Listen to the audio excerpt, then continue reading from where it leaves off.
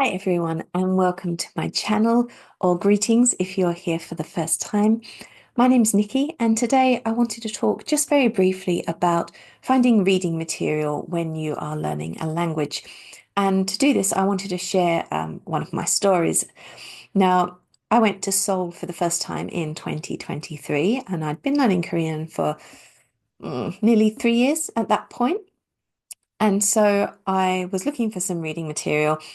And I'd seen recommended around the place on Instagram and the like, things such as crim essay, like picture essay books.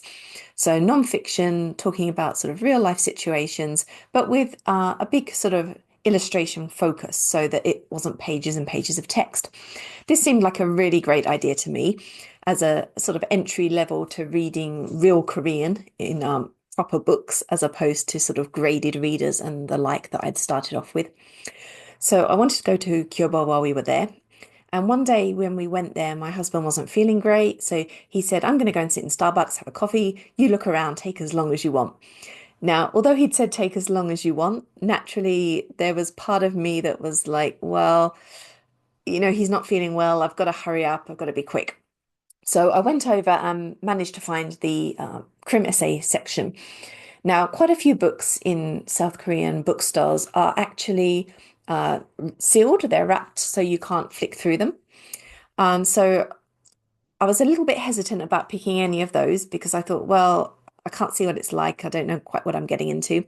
I found one that wasn't sealed and I decided to grab it. Now, I didn't look at it too long. I just flicked through and said, oh, yeah, there's some pictures, a few pages of pure text, but mostly pictures. It sounds good. So, this is the book. It's not going to show it very well, but I will put up a little snapshot of it. And it's called Lunae Chonsei Yokjong. So, I didn't really know what it was about when I bought it. I was just in a hurry and grabbed it. I got home and early the next year, I started trying to read this. And I soon discovered it's actually a book about this woman's journey trying to get into the housing market in Korea.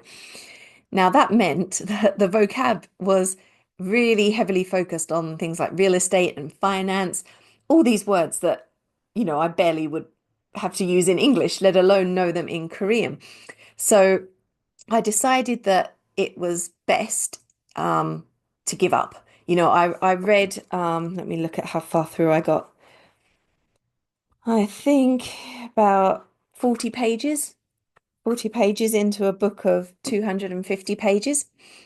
So at this point, I sort of said to myself, this is pointless. I was getting really demoralized.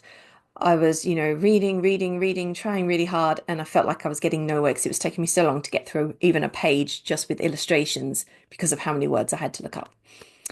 Now, I had bought several other books on this trip too that I had considered future books. I thought they were too difficult for me at the time, but I'd read them in the future. And one of them was this YA novel, which again, I'll pop the picture up as it's blurring it out. And it's called 날 바로 하지 마세요. So please don't follow me. And it's a story about a girl in sort of high school who her mum has run an Instagram page about her life since she was young, has a lot of followers. It's really popular, but she's beginning to feel like her life is based around what her mother thinks needs to go on this Instagram page. And she can't be herself and express herself and do the things she wants to do. Now, this is a pure textbook. There's no illustration. It's just pages and pages of text. However, I am already well through it. I've been reading it for coming up for a year, but just like, a chapter or two a month. And I think I'll be finished by Easter with this book. I'm filming this, I should say, in mid-January. I've got about 7 chapters, I think, left at this point, 7 or 8 chapters. And I have found this much easier reading because it's everyday language. I'm still having to look up a few words, but it's mostly stuff that I can understand from context. I don't have to look up absolutely everything. And it is much more sort of everyday vocabulary that I'm familiar with and everyday verbs and things like that.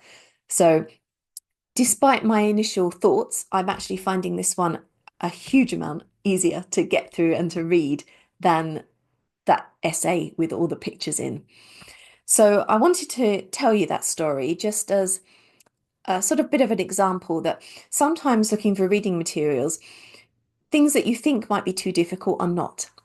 And you want to try and progress in a sort of steady pace when you're reading. So when you're an absolute beginner, I definitely suggest starting with the graded readers, where they're aimed at beginner level and you get the English plus your foreign language on the different pages so you can compare.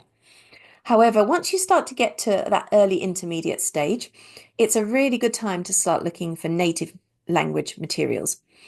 And I think don't be put off by novels, I would say, because as I've shown from my example, I was a bit intimidated by it, but it's actually turned out really well for me. But just choose your materials with care. So choose something that is going to have a lot of everyday vocab, a lot of verbs you're already familiar with. If you're going for something non-fiction, choose something that's in a sort of category or about an area that already interests you and you already know a lot about. So, if you like reading, you could perhaps look up some people's book reviews that are just going to be a few paragraphs, but it's going to be talking about things like characters, and it's going to be the sort of stuff that you might also want to try writing yourself. So it's good if you do need to look up vocab, it's vocab that you can then use yourself really quickly afterwards to help cement that in your mind. And also, if it's a topic that you're already interested in and already know a lot about, some of the vocab may be less unfamiliar, even if you haven't come across it in Korean before, because potentially there could be a lot of Konglish in there. And the same as if you were reading in another foreign language. I'm talking mainly about Korean in this one because that's where my example story came from. But the same will be true for whether you're learning Japanese, French. The chances are some of that vocab is going to be sort of across languages. There may be a little bit of difference, but it should be partly familiar to you. So I just wanted to share these few thoughts anyway. This isn't a long video. When you're looking for reading material, obviously you can go to bookstores or online bookstores as well and buy materials in the original language.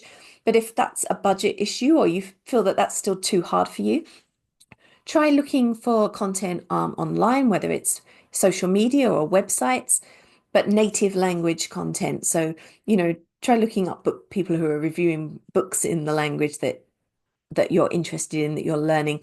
Try looking up news reports. Sometimes there are websites that offer sort of simple child aimed at children news reports. I know there's one for Japanese that's kind of the news for children, which kind of simplifies some of the vocabulary a bit. So it's good for if you're beginner, early, intermediate level.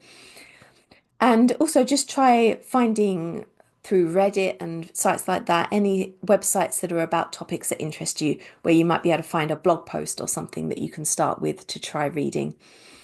I hope that story has been of some help to you. And I mean, look, I was really intimidated by that first book, the one that I thought was going to be really easy.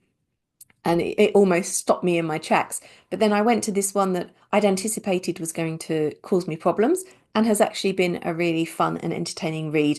I've learnt some new vocab, but I've been able to follow along reading without having to pause every single word to look things up. So I'm going to talk about reading more in a blog post soon. So I hope you'll wait for that. And I'll be back again next month with another vlog about another aspect of language learning. So I hope you'll join me then. Bye for now, everyone.